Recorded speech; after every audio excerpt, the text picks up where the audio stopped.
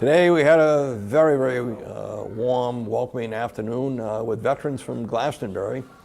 I believe there were 26 that received medals today, medals for service for veterans that go back as far as World War II. There were several here today. Some could not make the ceremony simply because of the ability to get in and out of the house and so on. We've gone to their home to make presentations. And I have to say, the feeling of these veterans from the most recent wars back to World War II has just been phenomenal. They have been forgotten in too many ways, and this is a way that the legislature feels is a small piece of saying thank you. And the warmth in this room and the feeling in this room today was special. I have with me Commissioner Sean Connolly. He's been doing these throughout the state. Sean, tell me your reaction to this as you go through the state and what it's been like. Senator, first of all, thank you for organizing this event and recognizing the need to thank the veterans here in Glastonbury and in your district. It's truly an honor for me and a great privilege to be able to get around the state, places like here in Glastonbury, to meet our veterans from all the different eras, as the Senator mentioned, from World War II on, and to thank them for their service. You know, they have given so much of themselves so that we can live free, live the way we do today, gather for gatherings like we did today. And can't thank them enough for their courage and their devotion to duty and their sacrifice, and the sacrifice of their families. And so it's always fun and neat to see family members come here as well to see their loved one being recognized, knowing that we're thanking them for their sacrifice as well. Can you talk about a couple of the changes, the progressive changes that have taken place for veterans and some of the opportunities that they might not even be aware of? The State Department of Veterans Affairs, we really engage in 4 core functions. One of those core functions is transitional housing and rehabilitative services that we have at our Rocky Hill campus. We also have a long-term care chronic disease hospital on our Rocky Hill campus.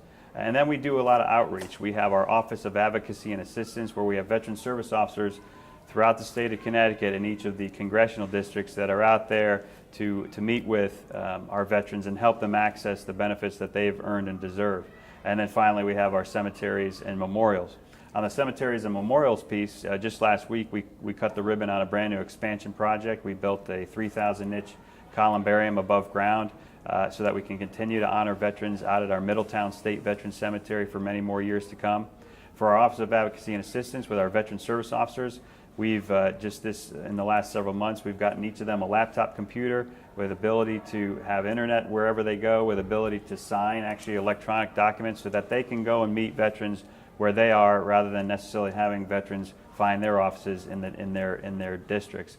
So those are some important initiatives that we've started over the last several months. We've also got our Vets Express that allows those veteran service officers to be out and more accessible at different community events, different fairs, senior centers, community centers. Again, getting that access, getting that outreach to make sure that our veterans, we have over 200,000 here in Connecticut, make sure that they know that there are benefits there for them. The Governor and Lieutenant Governor have been leading an effort to reimagine what the Rocky Hill campus should be and look like, and so we've had a consultant come and look at the buildings.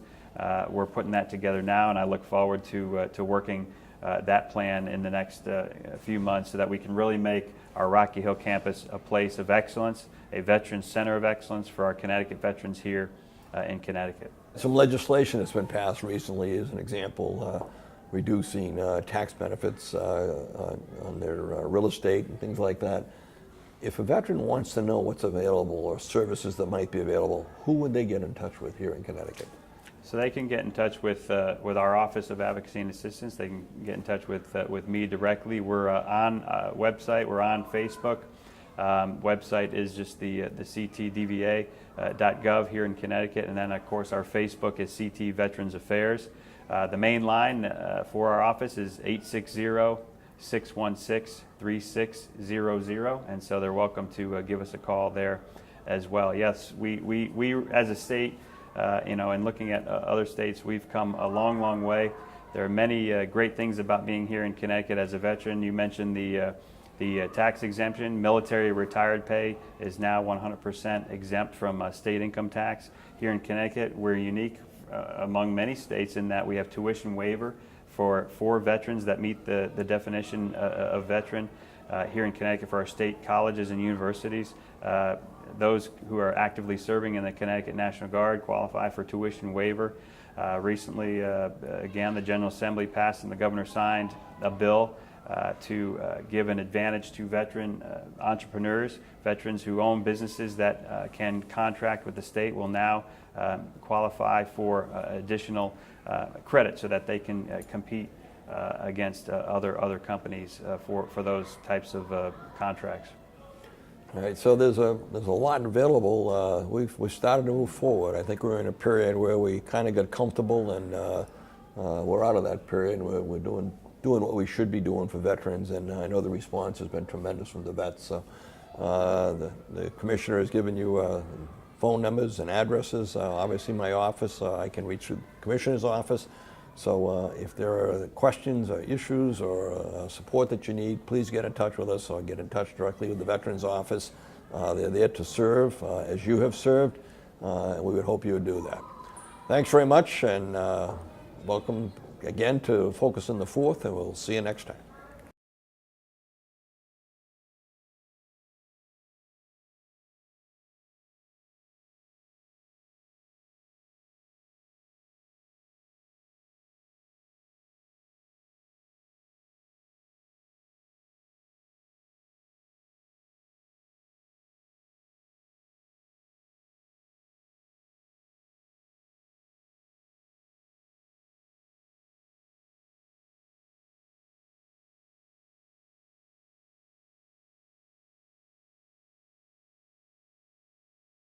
Welcome back to another session of Focus on the Fourth. It's always fun to have an opportunity to really talk directly with the people in the district and to bring forward those that have been active in the district in many ways, and there's probably nobody that I've known in my life in politics that's been more active than Nate Augustinelli, who's sitting here to my left. Nate is a retired general, he's a retired banker, he's retired everything. He's director of selective service, and he has a heart of gold. His dedication to this community is just unmatched, and that's why we're here today. We're here today on a very special occasion to recognize Connecticut veterans with a Wartime Service Medal. In 2005, the legislature passed a law to recognize those that have served in the past, because quite honestly, too many times we've forgotten what they have done over that period of time. We have over 100 today that will receive this award, many going back to World War II, Korean War, Vietnam War, many posthumously, whose families wanted them to receive it.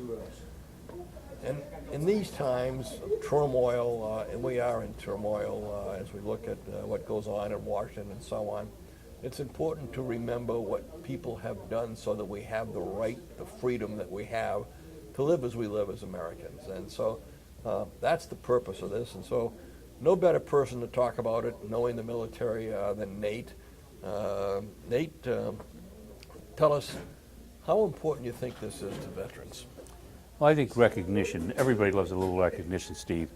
Certainly the veterans who have dedicated their efforts to our country to make it, for us to be able to have what we're having today, I think is very commendable. And many of these people have served many years ago, but their dedication still stays, and they're still with backing our country and trying to do what's right to make it a more successful place to live. I might also add that I'd like to really compliment you on bringing this about. Steve Cassano is probably one of the harder-working individuals in politics that I've met. I've always tried to work closely with Steve, and he is a hard worker. And we thank you. I think I'm thanking you on behalf of everybody, Steve, for making this day possible and being able to get this prestigious award. And it is prestigious. Anytime you get recognition from your government, and in this case the state of Connecticut, I think it's a good day. Thanks. Thank you, Nate. I appreciate that very much.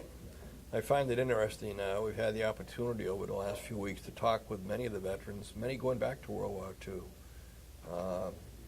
It's interesting that many of them, their wives will be here today.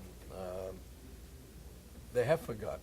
I mean, it's just something that they did in their life, and life went on, and they don't want to go back into the memories of the war itself, but they do want to remember what it stood for. And it's really fascinating to hear some of the conversations from some of those vets. The differences from those that came out of World War II and even the Korean War as to the differences from those who came out of the Vietnam War and America's reception for those veterans, which was obviously dramatically different. Sure. And they're all here today. They hear from the 4 towns that I serve, which is tremendous. Some, their spouses are receiving medals for them because they've passed. But to me, it's one of the most exciting things I've done and been able to do, because just hearing directly from these people says a lot about what they've done. We do forget. It's for sure, Steve. And I might add that I'm a product of what you're talking about. I was originally drafted and served our country during the Korean conflict. And of course, when I came out, I entered into the Connecticut Army National Guard and retired there as a brigadier general. And I always felt that I was doing something that was helping our country. And I'd like to think that all of us that served feel that we have served our country and done something great. Yeah. And in closing, let me say, find it fascinating. I go back to my own father. I was born in 42. My father was in World War II, and I never saw him until 45. I didn't know who he was. And I often asked my father, what did you do in the war? And he was in the Army Corps of Engineers.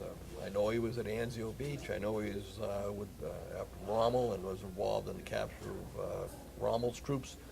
He was an engineer, and I asked him, well, what did you do as an engineer? He says, we built bridges and we blew them up. And that's the only thing he ever described about his role in World War II. I find that a little fascinating, because nobody really wants to talk about what they did. It's a memory that they know they did right, but they don't want to get into the detail of what went on. And I think that's clearly been evident as we talk now. They recognize and appreciate a thank you, but they don't want to get into the detail of those wars. Talking about fathers, and I'll give you a quick story on my father. My father came here just at the start of World War I, came from Italy, and he said to himself, well, if I'm going to live in this country, I'll fight for it. So he joined the Army and took his basic training, and they sent him right over to France. And he's serving in the trenches over in France. And the company commander came around and he said, who's not an American citizen?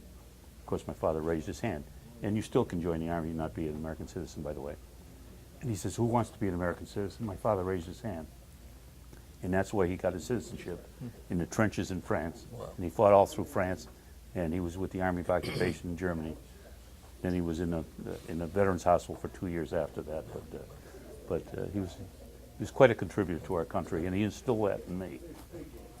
Well, I can tell you, one of my most emotional moments, Nate and I and Sonny D'Amato, who we just lost recently, took a trip to Italy. Went to Maiano Sabino, where Nate was from, where my wife's family was from, and so on. And we went and we looked at the memorial stone for World War II.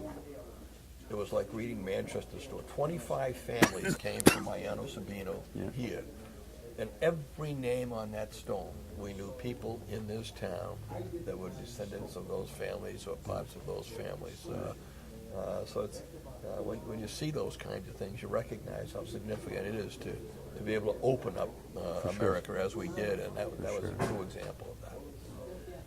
Well, I'll take a break here. We're going to talk a little about another thing very relative to this. We are at the Army-Navy Club today, and we're just able to earn a grant to do major renovations here. And Nate, again, is on that committee with me. And we're going to be doing some significant changes for the club. It is one of 2 of its kind in the United States as an Army-Navy club, and has tremendous use in the community. So we'll take a break and come back in a few minutes and talk about the Army-Navy Club.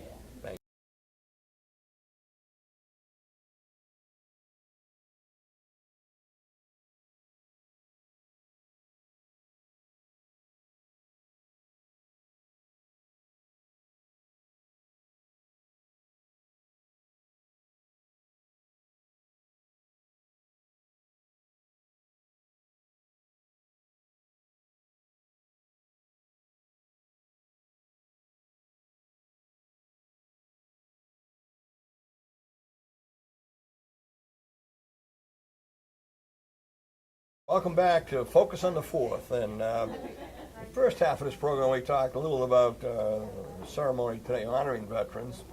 Now I want to talk a little about where we're doing it. We're here at the Army-Navy Club in Manchester. Army-Navy Club has a tremendous history of community involvement.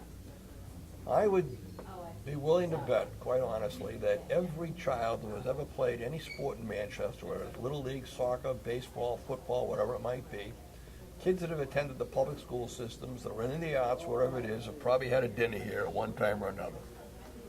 What I always found fascinating, if the price of the dinner was $17, that's what Army-Navy Club charged. They never made a penny.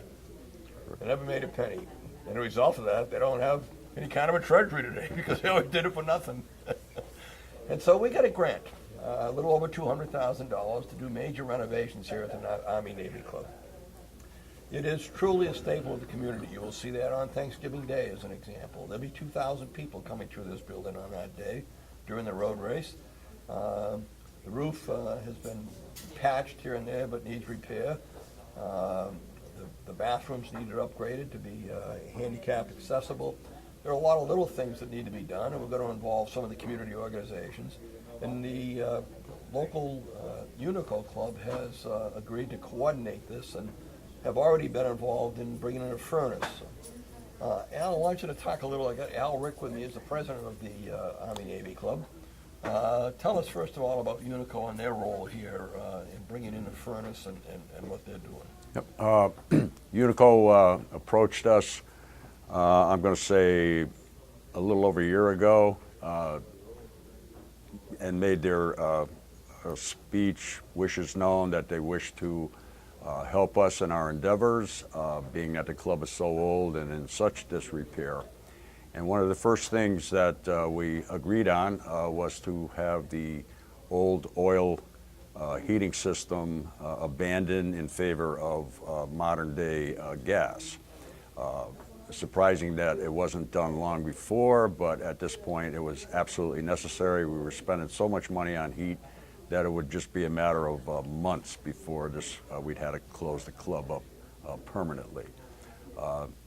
Unico, we did a fundraiser. Unico kicked in a nice percentage to get us going as far as monies are concerned.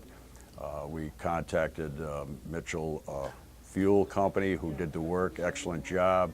And alone in our first year, which was last year, using the gas heat, we were able to cut our heating bill by at least $2,000, and that was a very brutal winter. We've since, Unico has since paid on our behalf the balance, and we ourselves had a little request for donations going on. We were able to, at that point, kick in $8,000, and happy to say that that's one big area that has been taken care of.